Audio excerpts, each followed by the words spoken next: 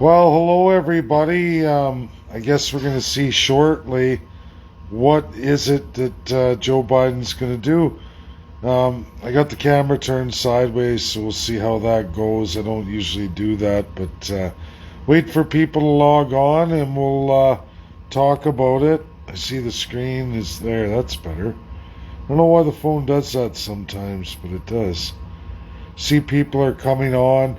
It was supposed to begin 15 minutes ago, ladies and gentlemen. They haven't done anything yet.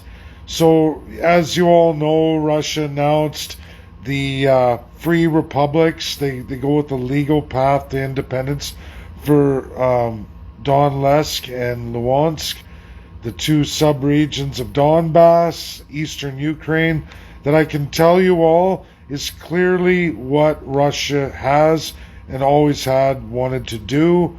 They've been at it for 8 years. So before anybody thinks, oh, Russia's marched troops across and they listen to the rest of the propaganda, Russia's been there for 8 years, ladies and gentlemen. 8 years in these breakaway regions. And again, I'm going to say that breakaway regions. They want federalism. They wanted the Minsk agreements. They didn't go independent with Ukraine only for one reason, that was to leave communism, as did the rest of Russia. However, they did not want to give up their federalism. And people say, well, they never had federalism before. Well, it's true, Ukraine is a centralized state. But read the UN Charter 1945. Ratified, cemented by Russia. Read all international laws ever passed worldwide, recognized by the UNSCP 5 and every nation of the world. When you do that, you'll find Ukraine, since 1993, has not signed any of them. They have zero human rights in Ukraine. Contrary to what people believe, it's not a war of freedom from the West. It's a war of which dictator's worse. That's the reality. And honestly, if a country has zero human rights, that is absolutely the worst dictator. People can argue about it, they can say whatever they want, but the reality at the end of the day is, which dictator's worse? The one who binds international human rights or one who completely ignores them? And this isn't little stuff. When you start looking at children, women, all the rest of it, and all the human rights atrocities we've seen in our history, logged in history, it's not a good thing. Kiev was given the opportunity from Minsk. They still have the opportunity. It's not going to be, I promise you everybody, it's not going to be a full-scale Ukraine invasion. It's for Donbass, the two sub-regions who have zero federalism and zero constitutionalism, none whatsoever, being run by Kiev with zero human rights. And I mean zero. No international binding laws. You won't hear this from Western propaganda media. Everybody talks about it. Basically, Donbass, those two sub-regions are treated just like the Indians of Canada. Think of Kiev giving Indian Act over those people since 1993. Separatists fought. Did Russia support the separatists? Sure. Have the separatists won the regions? Yes, they have. Now officially Russia's going in there under the guise of peacekeeping, which they will, and they will honor international law. It's in the Constitution of Russia. USA says, oh, if they invade full-scale Russia and we have serious sanctions, which you're going to hear today whenever Joe Biden begins to do it. I tried to share many videos, different stuff. I've been wrestling with it for over half an hour. I can't. Facebook Canada won't let me. I'm finding this with Twitter too. It's Canada, and what Canada wants all of you to know, which isn't much at all. I just gotta wiggle the screen. If the video doesn't play, my screen will go dead. And I hate that the phone pixels always gives that streamline. That's not my TV doing that. That's my phone.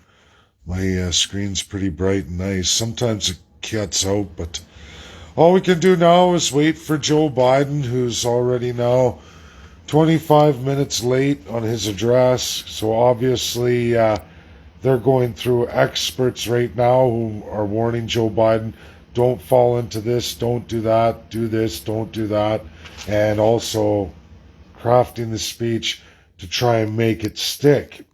And that's the real hard part here. You're going to hear sanctions. Remember what I said. Full scale invasion is all of Ukraine. I promise you all that is not what Russia's doing.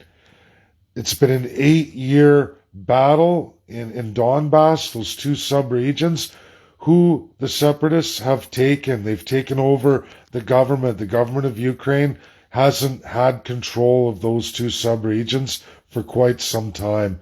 And now Ukraine's been bombing, they've been fighting back and forth. Russia's stepping in as a peacekeeper. They promised they would, and as I promised all of you, what would come up to my birthday and the days that follow, here we are at the end of the 16-day no war, and guess what? That was early midnight last night for us, but yesterday Russia time, and guess what, folks? They have entered Donbass, only Donbass in the two regions, claiming peacekeeping, but literally it's to free those two regions, to give them what the Minsk agreement promises from the European Union, and Ukraine doesn't want to honor it.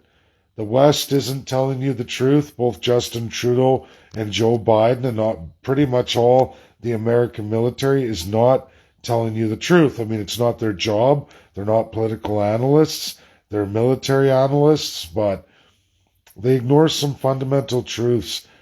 The European Union is not privy of USA or Canada. If we wanted to join those things, we join them. Don't know why we would. I don't see how Canada would benefit from that, but who knows with Trudeau and his unitary ideals, as well as Joe Biden and his unitary ideals. A lot of Americans are being left out in the dark. It requires a major education to the 50 state governors to understand the difference between federalism and Unitarianism. So, yeah, I see Jonathan says Canada's next. I guess everybody, we will see. I don't know how long Joe Biden's going to take here. It's kind of pathetic, but he'll give his address. And remember, ladies and gentlemen, week rollout of sanctions, all aimed at a full-scale invasion, which Russia was never going to do. The reality is Donbass, its two sub-regions, went for independence. They did it in an armed uprising, as guess what is protected in the UN Charter 1945. It's protected. If people aren't given their freedoms and their rights, they can rebel against the government. It's cemented in the Declaration of Human Rights too. It's called the legal path to independence. You can do it politically or you can do it through violence. Now, of course, if the violent uprising isn't strong enough and it gets put down, obviously it didn't have support to win. But now we see these two regions did have the strength. They got it done. That suggests more than just a minority fringe group. We've seen Ukraine marches in the streets of Kiev. Well, that's Kiev, a far cry long distance away from Donbass and Luhansk. Donetsk and Luhansk. Very far distance. So we don't see any activity in those two regions except for shell fire, some fireworks. The West says that's all fake and staged. A lot of people don't leave their homes. It's been a violent uprising now for over 8 years. So it'll be interesting to see what Joe Biden's going to present in upgraded extreme sanctions. As of yesterday, the sanctions are piddly. They won't do anything. Russia laughs them off. Now we're going to hear what exactly the rollout's going to be from the States. Is it propaganda? Is it going to be, well, if there's a full-scale invasion type sanctions, then we know it's all fluff. It's all a power play. It's the U.S. just flexing, and that it's all fake and staged. All fake and staged for Western citizens like Canadians and Americans alike to believe that the government of the United States is going to do anything about it. When the reality is, I'm going to say this again, there are 5 nations in this world, the allies of World War II, who run this world. They create binding world laws together and they unbind them together. If USA wants to go to war with Russia, it means World War III. Likewise, UK, France, or China. That's how the world works. So if any P5s go against another P5, it's World War III and the world is undone, meaning Canada and many other countries are susceptible to any nation invading. And if you think this stuff doesn't happen, it happens all the time, folks. Just look at what just happened with Hungary and Greece. They went in, they took the city back. That's what happens when you mess around with the UNSC. So I don't know, I might just have to end this video. There's not much we can do as we wait on Joe Biden, who's piddling around. Obviously, they don't know what they're doing, and it requires rewritten speeches, talking with experts, and America's got to be very careful how they make this address, because this is the biggest news right now, today, and likely for the future. Thanks, everybody. Joe's a puppet. Yeah, Joe's a puppet, and well, you know, it's a regime government that has no concept of international law, and honestly, they continue to try and breach the Constitution of the United States of America, which, again, it's not going to happen. So I don't know why these kind of presidents go this route, and it's all on executive power.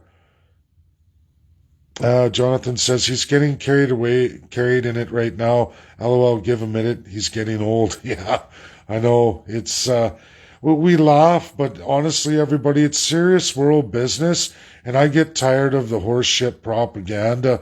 I'll never lie to Canadians. I'll never lie to the first people, and it's important to know that this has to be done. You know, I see I'm getting messages here that's really important for Canadian stuff. I don't know what that's about, but I'm going to end the video and start up again, everybody. Just stay tuned.